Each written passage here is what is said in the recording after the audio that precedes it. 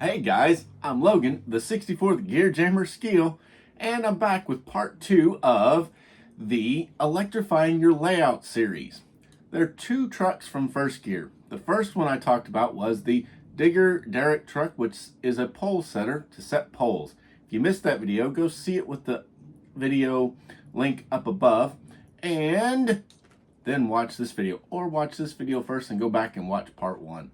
These two trucks, they work as a pair, and you need them really and truly both for your collection. Also guys, they are blanks, so they're easy to customize, and I can customize them for you. Just let me know what utility company you'd like, drop it in the comments, and let me know. One last little thing.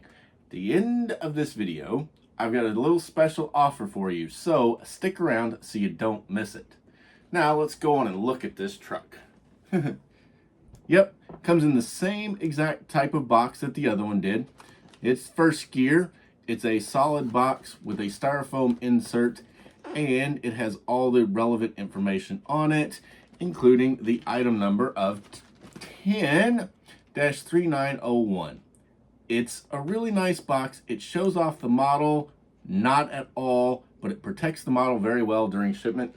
And let's face it, it's a blank model. We don't know what it's going to be. So let's go on and open it up. These packages, they're great packages for shipping the models. Not so great for selling the models on store shelves because you don't really see the model. Packaging design in the world is really a complicated product because you have to protect it, and you also have to be able to show it off. So there's a balance and trade-off in what you want to do. The more delicate, the more likely it is going to be sealed up. So there we go. Now, I already cut the tape. It was taped all the way around the styrofoam. It's marked on the top as top and on the bottom as bottom. There's also an arrow up here pointing forward, so when you go to put it back in the box, you can put it back in the box easily, and you will make it very simple. I recommend always keep the boxes because you never know. You may need to move, you may need to pack them back up, and the best way to transport them when you move is in the original box. Now inside, they have it wrapped up in a sheet of tissue paper. They lay it down and then they set the truck in there. Great idea, First Gear, because it keeps the styrofoam from getting onto the tires. A few trucks, they didn't do that, and the rubber on the tires would actually adhere some of the styrofoam in the box. It's easy to scrape off, but not worth it when a simple sheet of tissue paper would solve that problem, no problem. Also, let's go back here. There is, with this one, and we'll dig her out, some traffic cones. These traffic cones here, they're really nice little traffic cones. They give you 2 extra, and these go with the, to set outside the truck. They do put a couple of them on, hanging under the truck, but they're very hard to get out. So it's nice that they give us extra ones like this. And then of course, just like the real ones, when they stack together, they get stuck together.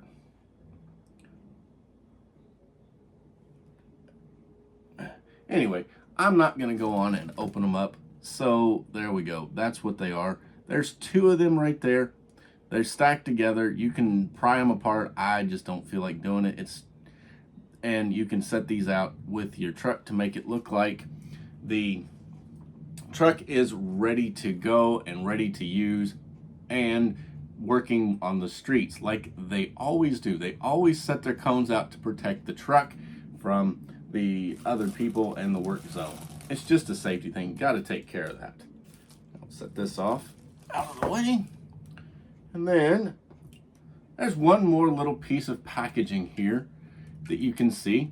They used a piece of styrofoam right here to protect the boom from bouncing around and breaking and scraping the paint.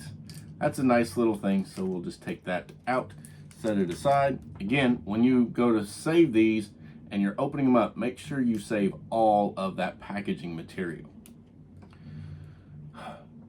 The cab is the same International DuraStar that was in the first one. So these two trucks are a match set.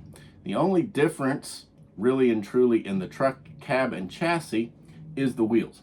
This guy has white wheels. You see them? The other one, the digger truck, had chrome wheels. Not a big deal. You know, they run both of them. However, it'd been nice to have a true match set. However, what I can do when customizing is I can swap a set of wheels and make an actual set right there, no problem. It's easy to do. Then it has the full detailed interior. It has high back seats, 2 of them, dashboard, steering wheel, gear shift in there. They're all the nice things. Hard ABS plastic for the window, and then of course, just like the other one, the hood opens and they put a little piece of cling wrap on it in order to keep the hood from bouncing and scratching the window. There's also individual style on the windshield wipers there, individual jewel style headlights, and then little tampos on each corner fender, which are the marker lights. They just tampo them. Up there on the door, it does say DuraStar. It's got the International logo tampoed in the chrome grille and a chrome bumper. Under the hood, very nice detailed engine, the diesel, but it's very hard to see here. You can kind of hardly see it. I'll move the boom here so we can get a little better view, but again, it's hard to see. But there's the full detailed turbo diesel engine, piping, everything you need, all under the hood. Go back down and look underneath. We have chassis detail, same exact chassis detail that was on the other truck. It is right here. Individual frame rails. It has drive shaft differentials, rear suspension detail that doesn't work, back of the transmission, back at bottom of the engine. It has the exhaust here, underbody exhaust style, fuel tanks, air tanks. It has the steering and suspension detail, but just like the other one, it does not steer. None of the 34 steer that I've ever come across, so I'm not surprised by that. Has mud flaps, and then here you can see right down here, this is where those traffic cones are on the on the truck. Now you can get them out, but they're very hard. That's why they give us those extras. It just makes it a whole lot easier to have the extras and just leave them hanging there. Now, it is an Altec body mounted on this International chassis. It is the bucket body, which has the bucket mounted back over the rear axle instead of a center mount. It has warning beacons up here and over here. It has a PA system and another warning light. This one has a different set of toolboxes of chrome on top on both sides. Then it has the toolboxes down the side. Now each of these trucks is a little different. It's got a stairwell here to climb up on. And the bodies are just a little bit different because these trucks would have different tooling and different apparatus with them. But they're still also similar. They got the same white. Black diamond plate decks for people to walk on. It has a grab bar. It has back here. It has 2 little steps to climb up. A pintle hitch is mounted right there. Rear mounted lights are on the back for the brake lights, DOT lights, etc. It also has a tray up here for tools. Over on this side, it has a fire extinguisher mounted right there, hanging on it. Then it has the stabilizers. There's 4 of them. There's one here, one opposite on the other side, and then one up here and opposite. And they do open. Be careful when you pull them because they do kind of get a little bit stuck, but they do pull out. Just be careful with them. Oh yeah, also the door handles are tampoed in black and it has chrome mirrors. Really nice. And the feet will fold down, pulling all 4 of these out for you. When you're using these trucks, you definitely would want to have the stabilizers down because the trucks rock on them on the suspension at the very least, and then the ground might be a little bit soft, and then further you over, you could roll these things over easily.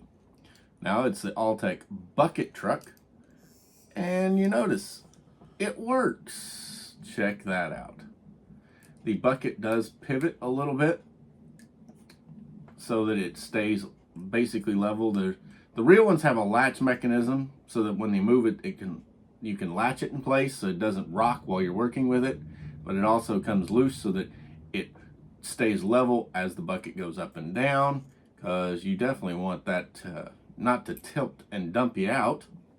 It does pivot on its base. In theory, it should go 360 degrees, and yes, it does.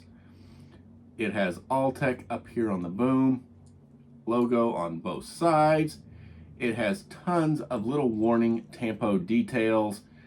This truck is really well loaded. I also got a hook there. All the pistons are hydraulic pistons, and they do look really nice. They show off the truck. There's one down here that raises this boom, and then there's a piston up here that raises the top boom. And there we go. Let's set her down here. And there it is. We can turn it. Now I've got our cones laying around. Make sure our stabilizers are down and in place. How about that? Isn't that truck sharp? Of course, the hood does open. It is the first year 1/34 scale die-cast metal International DuraStar bucket truck. It has the Altec bucket on it. This is for utility. It's in plain blank white, so we can put pretty much any electric company you want on it, as most of them run white trucks these days. Kind of boring, but that's the way it is. That is what it's cheap. The trucks are cheap that way. It's cheaper to get a plain white truck than it is anything else, plus it's easier to sell them afterwards.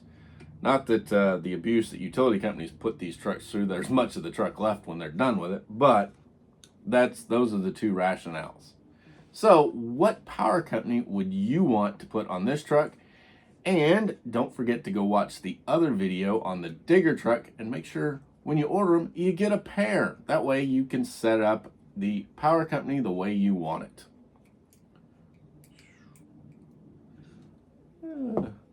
Now guys, I said I had a special offer for you at the beginning, and what it is I have a t-shirt of the month club. I just started it, and it is all the old trucking company fallen flags. What better way to remember your old trucks? You've got the models, now have a t-shirt to go with them. It'll have the logos of all of the fallen flags, and I have, let me tell you guys, a huge list of them to go. Let's see, we're starting off with Consolidated Freightways. Then we have, I'm not telling them in order because I don't know what order I'm going to put them out, but then we get brown, red away, yellow, just to name a few. Time DC. Oh wow, we got them all. Another one, Montfort, Navajo Freight Lines. Not the new Navajo Express, but the old Navajo Freight Lines. Guys, I got them ready to go. There is a link in the description down below where you can sign up for that club, and it is only 20 bucks a month.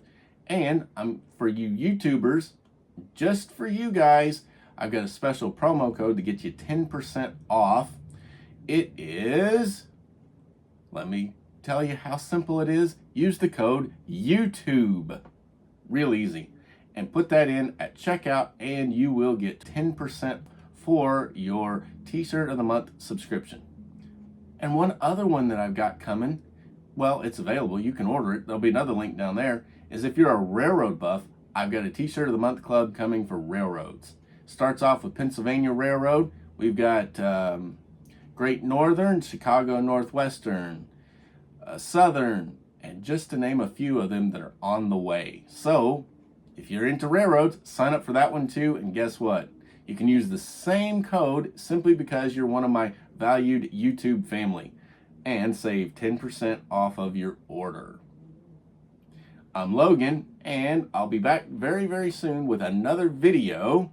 So go on and hit that like button, subscribe to the channel, and don't forget, purchases of the t-shirts and any other models on my website really help go a long way to keep this channel going. Because guys, really and truly, it takes a lot to make these videos and keep putting them out for you. I really enjoy it. That's what keeps me going, is you guys enjoying the content, watching it, and sharing it with your friends, dropping comments. I know I don't really get to respond to all of them, but I do read them all. So go on, drop your comments, and I'll see you on the next one. Thanks, guys.